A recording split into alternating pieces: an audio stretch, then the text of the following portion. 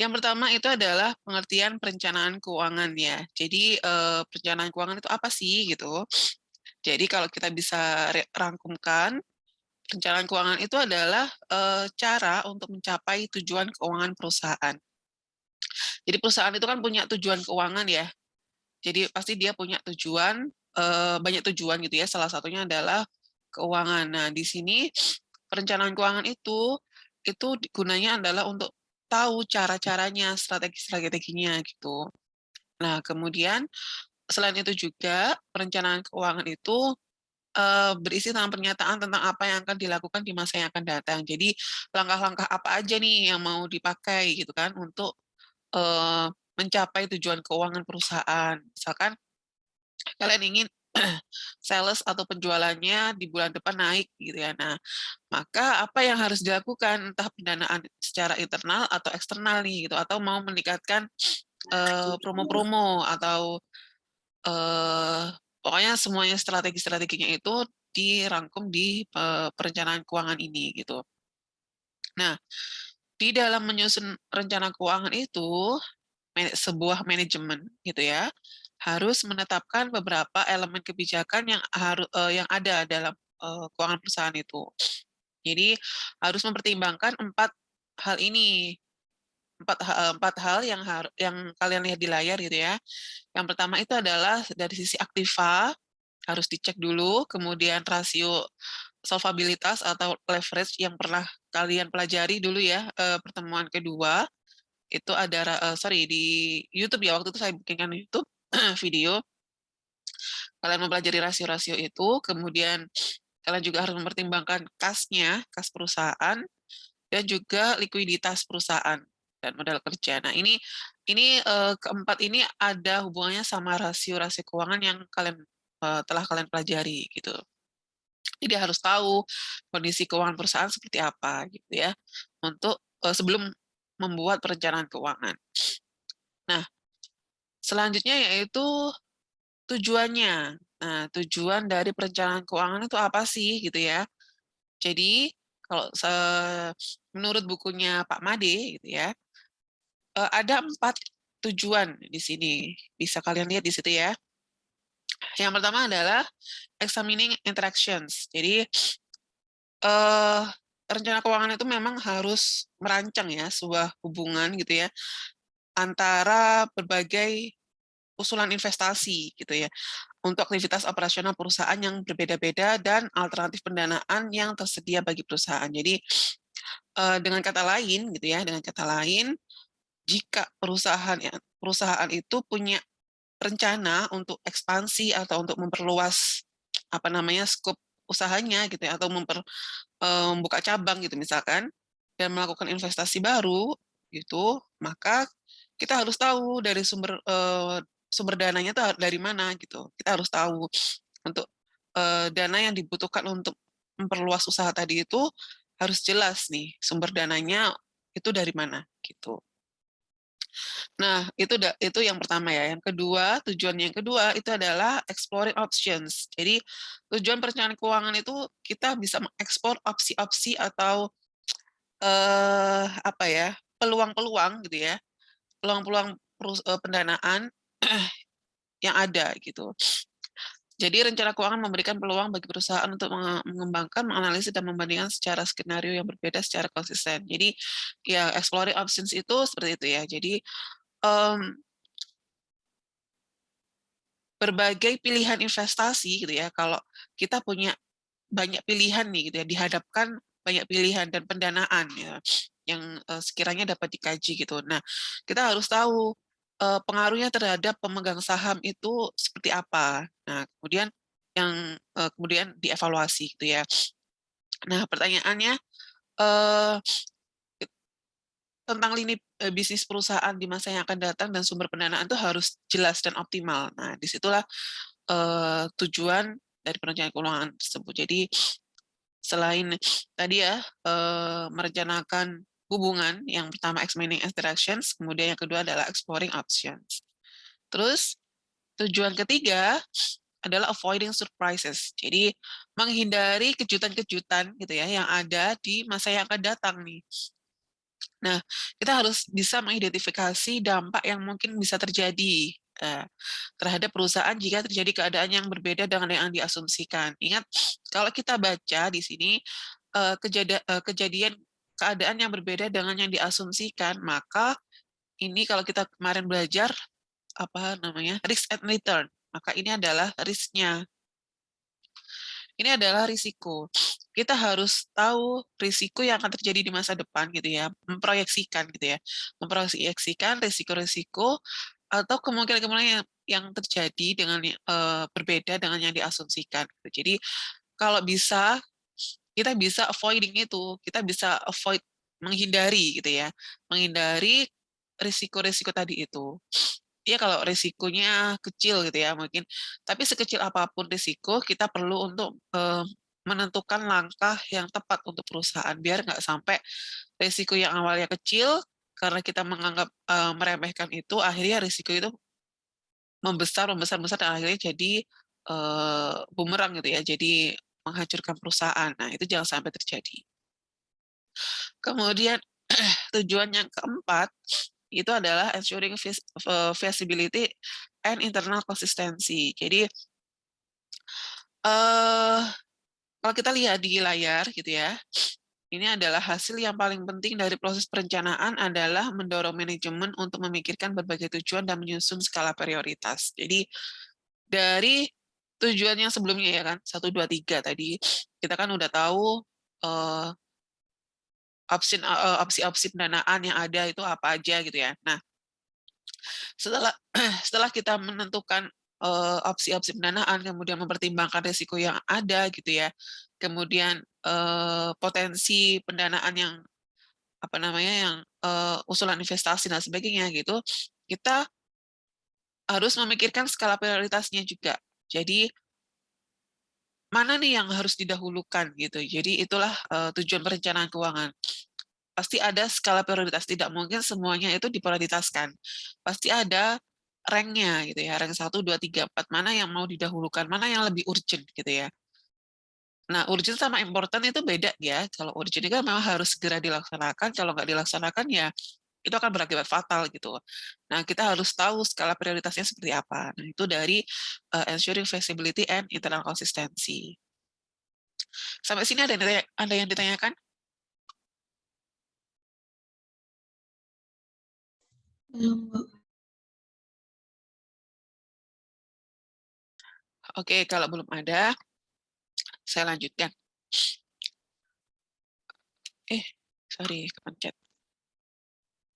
Oke, lanjut ke model perencanaan keuangan. Nah, di sini ada 6 model perencanaan keuangan yang bisa kalian gunakan gitu ya.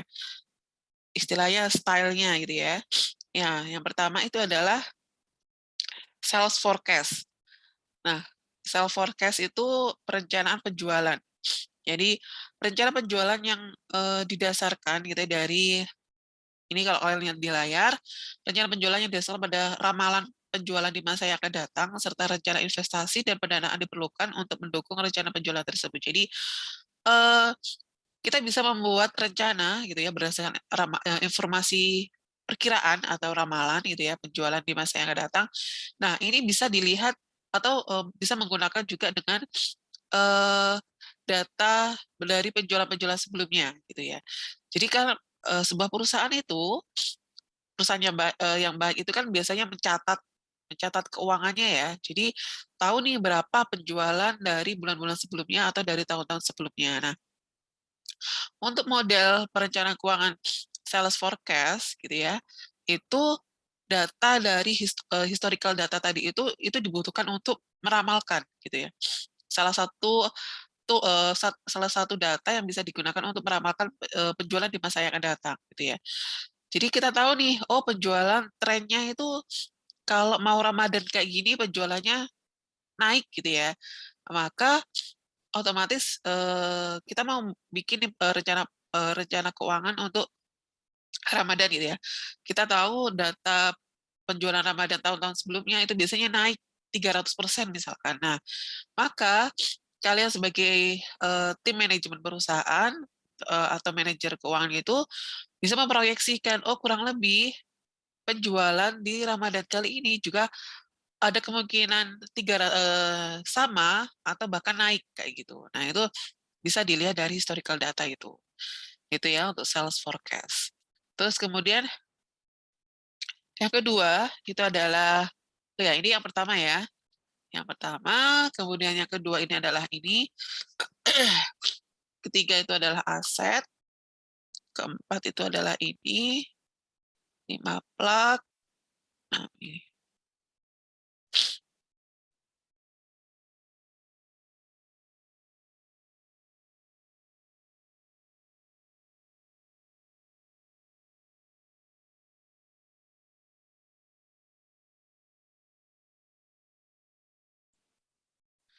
Nah, selanjutnya yaitu pro forma statements. Nah, setelah tadi self forecast, yang kedua adalah pro forma statements.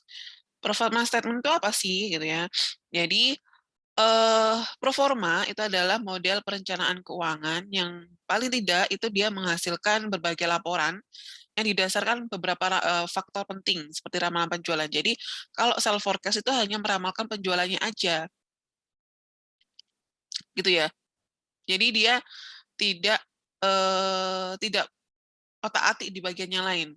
Dia hanya fokus di penjualannya aja. Sementara kalau performa statement di situ kan dalam suatu perusahaan itu laporan keuangannya itu kan ada neraca, laporan laba rugi, sama arus kas gitu ya. Nah, model perencanaan keuangan ini itu paling tidak itu menghasilkan tadi itu berbagai laporan keuangan itu tadi yang didasarkan atas ramalan penjualan. Eh, ya, ramalan penjualan gitu ya. Terus itu masuk dalam faktor penting gitu ya. Nah, kalau tadi hanya self forecast itu hanya fokus di salesnya, kalau yang ini performa itu istilahnya perkembangan apa ya, perluasannya. Jadi dia efeknya ada di neraca, laporan laba rugi, sama arus kas gitu. Nah, itu ya untuk performa statement. Kemudian yang ketiga itu adalah asset requirement. Jadi untuk asset requirement ini perencanaan modal perusahaan itu yang efektif harus direkonsiliasikan dengan total kenaikan yang terdapat dalam rencana jangka panjang. Jadi rencana keuangan itu kan memang dia mendeskripsikan proyeksi pengeluaran modal gitu ya. Nah, dari proyeksi neraca itu paling tidak itu berisi tentang perubahan total aktiva, ya kan? Kalau kita lihat di neraca kan ada aktiva pasiva gitu ya. Jadi paling tidak itu berisi perubahan total aktiva tetap dan modal kerja bersih. Nah, perubahan ini itu merupakan gitu ya, merupakan atau jadi bagian dari jumlah penganggaran modal perusahaan yang efektif gitu. Jadi kalau kita perhatikan gitu ya, kalau dia aktivanya ada perubahan gitu ya, ada perubahan di total aktiva dan modal kerja, maka dia perusahaannya penganggarannya itu berarti dia udah tepat gitu, udah efektif. Paling nggak ada kenaikan aktiva gitu ya. Nah, masa perusahaan aktivanya segitu-gitu aja kan nggak mungkin. Nah, di situ. Jadi aset requirement lebih kepada asetnya. Require-nya require-nya pada aktivanya gitu ya, pada sisi aktiva. Nah, jadi fokusnya memang hanya di aktivanya aja gitu. Beda sama yang sales forecast kan dia fokusnya di penjualan gitu. Nah, kemudian nomor 4 itu adalah financial requirement. Financial requirement itu dia lebih membahas kepada kebijakan dividen pemegang saham ya.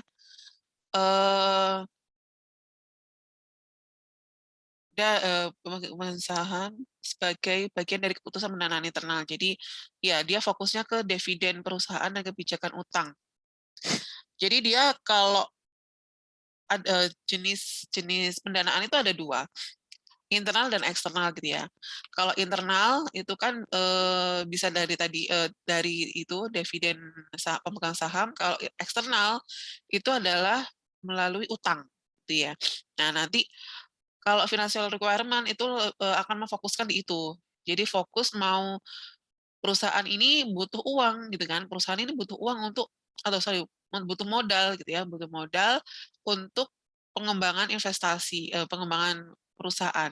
Entah misalkan mau bikin cabang atau mau bikin produk baru kan pasti butuh modal gitu kan. Nah, manajer keuangan atau pihak manajemen harus menentukan modal ini mau didapatkan dari mana, mau dari pendanaan internal atau pendanaan eksternal gitu. Nah, itu lebih ke financial requirement itu ya. Jadi karena kondisi finansial keuangan itu. Kemudian yang kelima, yang kelima itu adalah metode plug atau ini plug ini adalah sumber yang dirancang dari pendanaan eksternal yang diperlukan berhubung ada kekurangan dan kelebihan dalam pendanaan. Jadi fokusnya hanya di eh, eksternal gitu ya.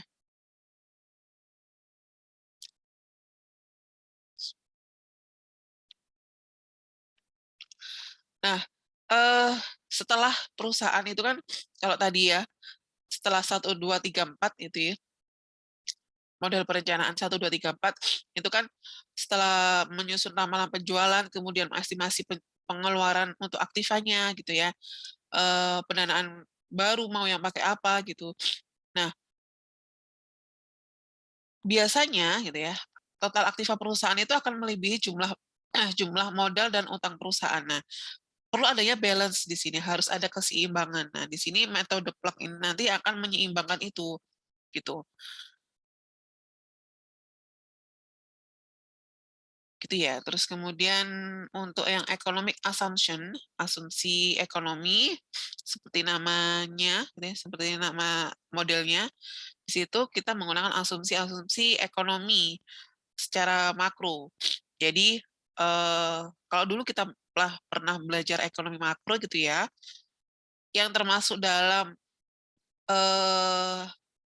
yang mempengaruhi dalam perusahaan ini biasanya itu yang digunakan adalah apa namanya bunga, ya, tingkat bunga dan tarif pajak perusahaan. Nah itu ini yang fokusnya di situ untuk economic assumption itu 1, 2, 3, 4, 5, 6 itu adalah model perencanaan keuangan. Jadi kalian nanti bisa pakai yang mana terserah kalian tergantung dari kondisi perusahaan. Nah, nah ini contohnya nih, contoh model perencanaan keuangan. Kalau kalian lihat di layar, itu ada perusahaan Dewata, laporan keuangan perusahaan Dewata. Nah, ini saya rangkum aja ya, saya rangkum dalam sedemikian rupa, jadi yang simple aja. Di situ ada penjualan 2 juta, biayanya 800.000, kemudian kalau labanya berarti penjualan kurangi biaya 1.200.000. Kemudian sisi neracanya bisa dilihat di situ, aktifanya 500, pasifnya juga 500. Nah, dari laporan keuangan ini gitu ya. Ini contoh model perencanaan yang sederhana ya. Jadi anggap penjualan meningkat sebanyak 20%. Nah, di sini ada anggap penjualan meningkat sebanyak 20%, berarti dia pakai model pendekatan sales forecast. Kan ingat dia pada penjualan berarti dia sales forecast. Nah, kalau hanya fokus di sini berarti dia sales forecast. Nah, sebanyak 20% atau naik dari 2 juta menjadi 2.400.000. Oke. Nah, ini dari 2 juta menjadi dari 2 juta di sini menjadi penjualan 2.400.000, ada kenaikan 20%. Nah, perencanaan keuangan juga memperkirakan adanya biaya 800.000 menjadi 960. Jadi semuanya ini jadi 960 juga. Nah, kalau dia udah merembet sama biaya-biaya yang lain atau di luar pos penjualan, maka dia langsung jadi pro forma. Kalau dia hanya fokus di penjualan aja, maka dia sales forecast. Tapi kalau udah merembet sama yang lainnya, maka dia pro forma gitu. Ada di laba rugi gitu ya. Jadi laba ruginya juga berpengaruh gitu kan. Naik 20% juga. Nah, ini masuk dalam pro forma. Nah, neracanya itu juga ikutan naik 20% juga gitu ya. Jadi 500.000 naik 20%, 20%-nya itu kan 100.000 ya. 500 ya 100.000 berarti dia jadi 600. Ya, pasifnya juga jadi 600. Nah, ini pro forma. Sampai sini ada yang ditanyakan?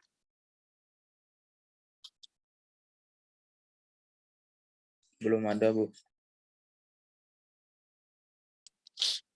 Next. Sorry. Nah, itu ya, tadi contoh simpelnya seperti itu. Nah, ini pendekatan persentase penjualan. Ini sebenarnya hampir sama sih, ini kayak yang tadi ya. Nah, kalau hanya pendekatan, kita coba analisis di sini ya, kalau hanya apa namanya ini penjualan, perusahaan Raja Wali telah memprediksi pada tahun yang terjadi kenaikan 25%. Untuk melakukan performa laporan laba rugi diasumsikan pada tahun yang akan datang biaya 80% dari penjualan. Jadi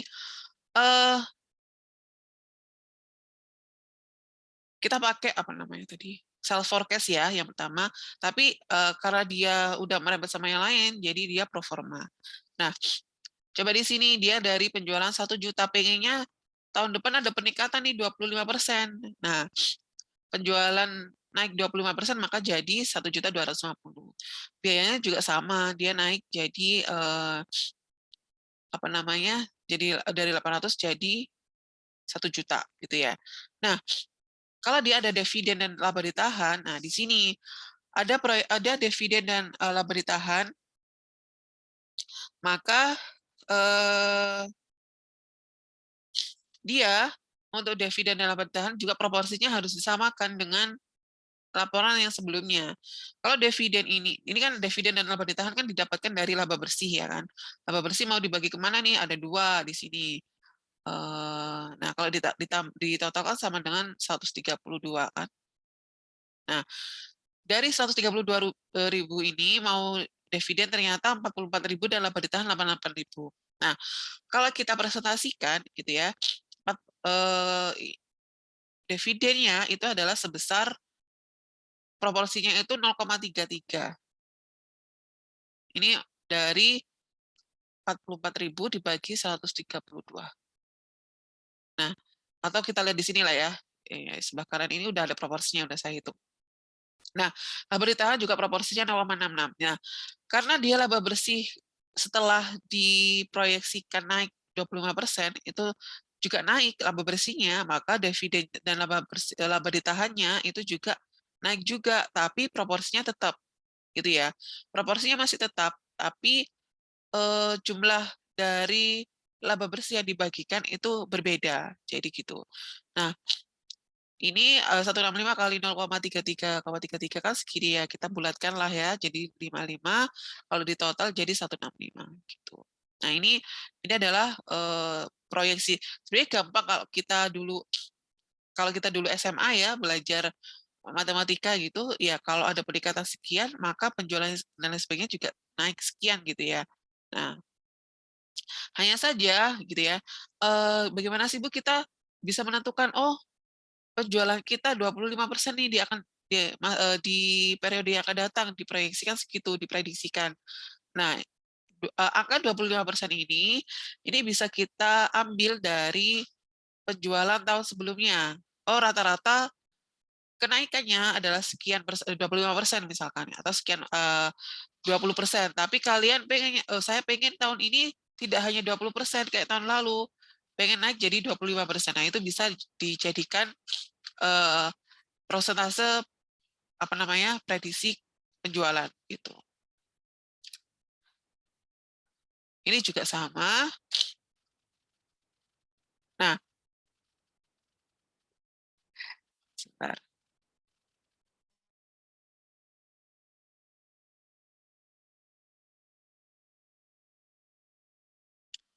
Kalau di sini kita lihat di layar, ada perusahaan Raja Wali juga tadi ya. Dia penjualannya 1 juta, biaya 800.000, sekian. Nah, efeknya ke Aktiva gitu ya, merembetnya karena pakai proforma gitu. Kita pakai karena penjualan naik, maka yang lain laporan yang lainnya juga naik gitu ya. Ini sebelum kok belum masuk. Nah, ini sebelum menggunakan pendekatan presentase. Jadi sebelum pendekatan kenaikan 25% tadi itu ya. Jadi kondisi normalnya itu seperti ini. Jumlah kas proporsinya itu adalah 16% dari penjualan. Penjualannya kan 1 juta, ingat ya. Jadi kita lihat persentase penjualannya, kas itu 16% di sini, piutangnya 44%, persediaannya 60%, dan sampai ke bawah, bisa kalian lihat di layar. Nah, setelah ada ya pendekatan persentase 25% gitu ya, jadi dia naik penjualannya asalnya 1 juta dari 1.250.000. Nah, ini juga sama, kasnya juga ada naik, ya kan, naik 25%. Nah, perubahannya berapa dari yang semula? Perubahannya ternyata dia dari yang 160 jadi 200, naiknya 40%, 40.000. Kemudian ini juga pos-pos yang lainnya juga sama gitu ya. Nah, dari sini kita bisa lihat gitu ya. Oh, ternyata setelah kita total pakai aktiva pasifnya yang udah kita hitung semuanya, total modalnya itu sekian nih. Ya, bisa dilihat di layar ya. Kemudian total utang dan total modal, sorry, ini total pasiva ya, total pasiva itu sekian 3.185, ada perubahan 185.000. Nah, ada perbedaan di sini ya kan, dari yang apa namanya total aktiva 3750 itu dengan pasivanya 3185. Ada kurang 565, bener nggak ya? Oh iya benar.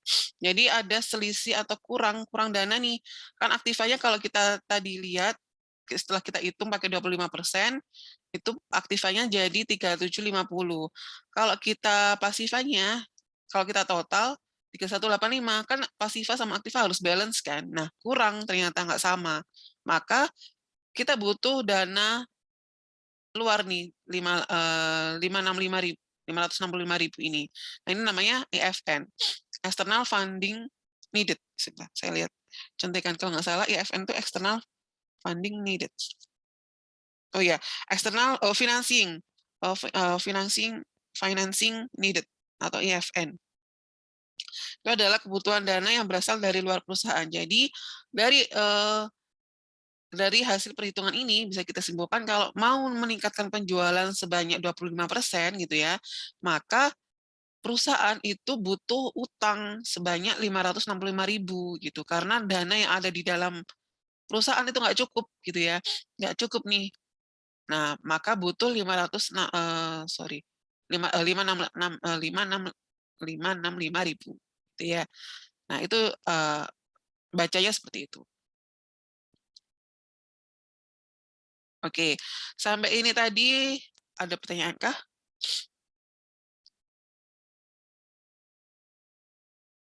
Oke, kalau nggak ada saya lanjutkan.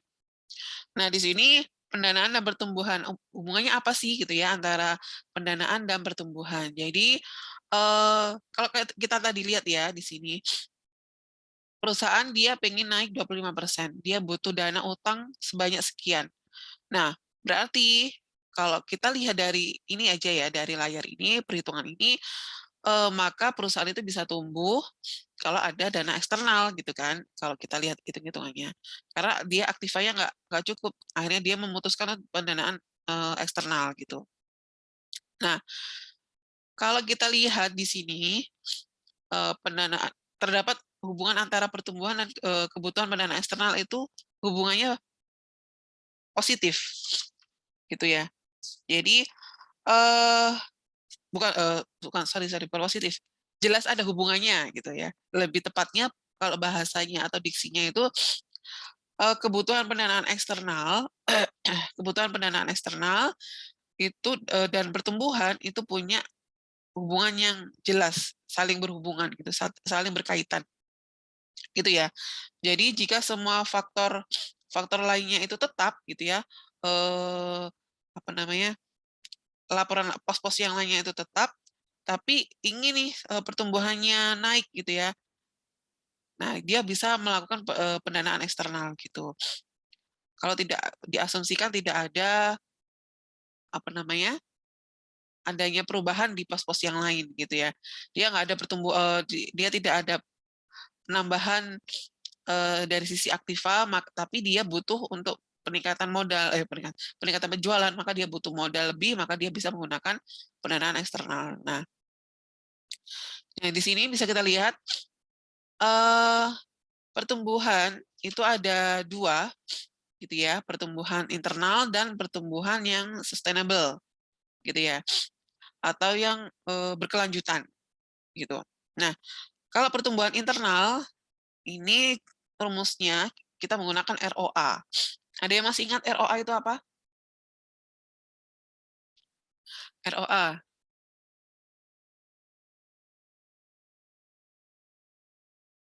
Ya, Mbak Kurin, mau menjawab ROA itu apa, Mbak? Kalau kemarin masih ingat nggak?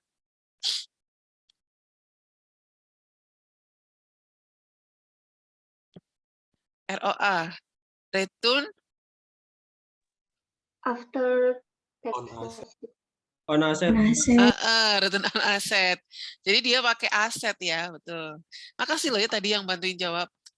Dia ada ROA dan ROE kalau kemarin kita lihat ya. Kalau kita mencoba mengingat kembali, ada ROA dan ROE. Kalau A belakangnya ROA, dia adalah aset. Jadi pertimbangannya adalah aset. Kalau E, dia adalah equity. Jadi pertimbangannya adalah equity. Nah, kalau pertumbuhan internal, kita menggunakan ROA. Rumusnya ROA dikali B. B itu adalah rasio laba yang ditahan terhadap laba bersih, dibagi dengan 1 dikurangi ROA dikalikan B. Gitu ya. Nah, kalau tingkat pertumbuhan yang berkelanjutan atau sustainable growth, gitu ya, itu tinggal menggantinya ROA jadi ROE aja gitu. Jadi dilihat berapa equity-nya gitu. Nah, rumusnya sama, tinggal diganti ROA dan ROE-nya aja gitu. Nah, pertumbuhan internal itu jadi dia adalah pertumbuhan yang dapat dicapai tanpa pendanaan eksternal. Jadi karena namanya pertumbuhan internal, maka dia adalah pertumbuhan yang bisa dicapai tanpa pendanaan eksternal. Ini adalah yang perlu kita note ya, tanpa pendanaan eksternal. Jadi dia kalau tanpa mengandalkan utang, pertumbuhannya itu bisa dihitung dengan menggunakan ini, tingkat pertumbuhan internal. Kalau dia perusahaannya tidak mengandalkan utang ya. Tapi kalau yang sustainable growth gitu ya, itu pertumbuhan maksimum dari sebuah perusahaan yang dapat dicapai tanpa pendanaan perusahaan tanpa pendanaan modal sendiri yang bersumber dari luar perusahaan dan tetap bertahan rasio utang dan modal sendiri. Jadi dia pertumbuhan dalam perusahaan itu masih bisa berlanjut gitu ya, kehidupannya di dalamnya itu dia masih bisa survive gitu tanpa pendanaan adanya pendanaan dari adanya tambahan pendanaan dari luar gitu. Jadi dia bisa tetap survive di dalam gitu. Nah, rumusnya itu adalah yang ini. Gitu ya. Nah, terus kita bisa move aja deh. Nah, ini penentu pertumbuhan. Pertumbuhan perusahaan itu ditentukan oleh empat hal ini. Yang pertama itu adalah profit margin, ya, profit margin. Yang kedua adalah dividend policy. Yang ketiga adalah financial policy. Kemudian yang terakhir total asset turnover. Jadi untuk yang profit margin, semakin tinggi profit marginnya, itu akan meningkatkan kemampuan perusahaan untuk menghasilkan dana internal. dan akan meningkatkan pertumbuhan yang berkelanjutan. Jadi kalau kita gambarkan nih, profit margin berarti kalau profit margin-nya meningkat gitu ya, maka meningkatkan kemampuan perusahaan untuk menghasilkan dana internal ya, kalau profit margin itu meningkatkan pertumbuhan yang sustainable, berarti sustainable growth. Kita bikin aja sustainable growth-nya dia juga semakin bagus gitu. Kalau dividend policy, semakin rendah laba bersih yang dibayarkan gitu ya. Dividen kan tadi ingat ya, masih ingat di laporan laba rugi tadi, dividen itu didapat dari laba bersih yang dibagikan gitu ya. Jadi semakin rendah persentase laba bersih yang dibayarkan sebagai dividen, semakin tinggi pula rasio laba yang ditahan. Jadi ya Bu yang gambarin. Berarti kalau semakin dividennya rendah, berarti dia laba ditahan dia semakin tinggi, gitu ya. Dividen dan laba ditahan itu diambil dari laba bersih, gitu. Nah, itu untuk yang dividen policy. Jadi dia manajemen membuat kebijakan nih, dari laba yang udah ada, laba bersih yang ada, ya udahlah dividennya dikit aja gitu ya. Dividennya dikit aja, akhirnya laba yang ditahan itu otomatis dia lebih lebih besar yang bisa diputar kembali gitu ya untuk pertumbuhan perusahaan. Nah, itu termasuk dalam faktor penentu pertumbuhan di situ. Nah, faktor yang ketiga atau faktor aja ya kita membahasakannya. Faktor yang ketiga untuk penentu pertumbuhan itu adalah financial policy. Jadi untuk financial policy dia jika semakin tinggi rasio utang dengan modal akan meningkatkan financial leverage perusahaan. Jadi kalau utangnya semakin tinggi, maka solvabilitas atau leverage-nya itu juga semakin tinggi. Gambar ini berarti rasio utangnya dia semakin tinggi, maka solvabilitas atau leverage itu juga semakin tinggi gitu. Karena perusahaan melakukan penambahan pendanaan ya secara eksternal yaitu dengan utang, maka pertumbuhan perusahaan juga semakin naik. Jadi utang naik, sustainable growth-nya itu juga naik. Pertumbuhannya itu juga naik gitu ya. Kemudian faktor keempat itu adalah total asset turnover. Ini kalau masih ingat kemarin rasio ada semakin tinggi perputaran aktiva gitu ya.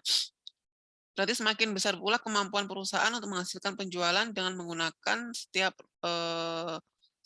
uangnya, setiap rupiahnya gitu. Setiap rupiah aktiva. Jadi kalau kita gambarkan di sini berarti jika total aset turnover-nya semakin tinggi, maka dia kemampuan perusahaan untuk menghasilkan penjualan itu juga tinggi. Nah, ya apa? Penjualan sales gitu aja ya. Sales-nya itu juga tinggi. Nah, hal ini berarti semakin menurunnya kebutuhan perusahaan untuk nambah aktiva baru karena peningkatan penjualan. Jadi perusahaan itu menaikkan tingkat pertumbuhan berkelanjutan. Itu bisa meningkatkan pertumbuhan berkelanjutan, sustainable growth-nya.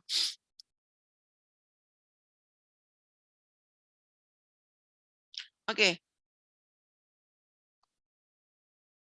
Oh, udah selesai. Nah, dari sini ada yang ditanyakan? Sekarang jam berapa ya?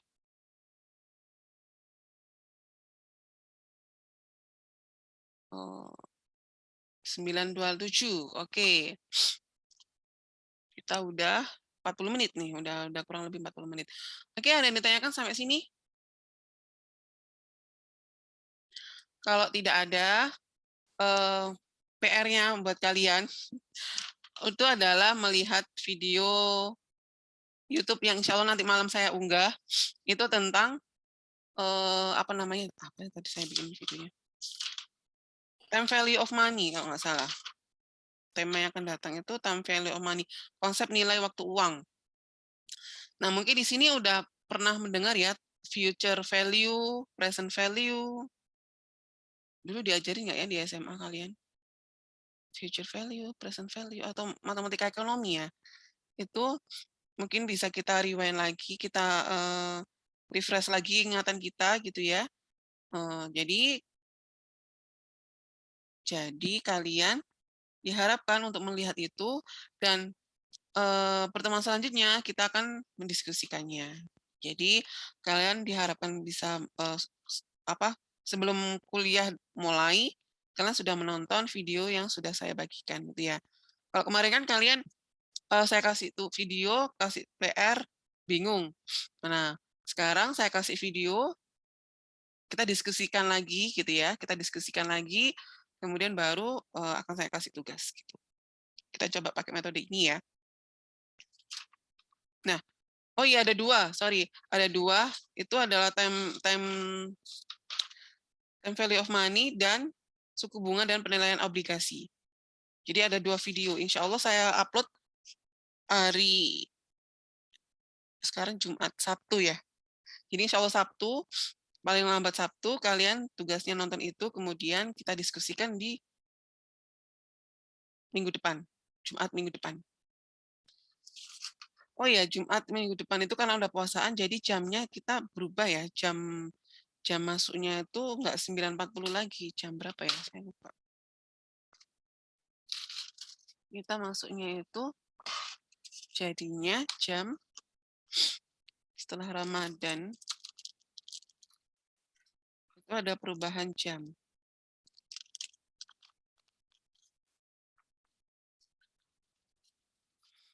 Kan udah dikasih tahu belum sama itu TU Mbak Febrina? Jam perubahan jam di mana ya? Udah, Bu. Udah ya? Saya lupa jam berapa ya? Genap Ramadan itu berarti kita mulai jam 9. Sorry, 8.30. 3.45 ya, 8.30. Iya, berarti kita maju 10 menit ya. Iya, nggak apa-apa lah. Maju 10 menit. Oke, karena nggak ada yang bertanya, kita cukupkan saja untuk pertemuan kita kali ini. Semoga bermanfaat ya. Nanti ini akan saya share juga materinya di grup kalian.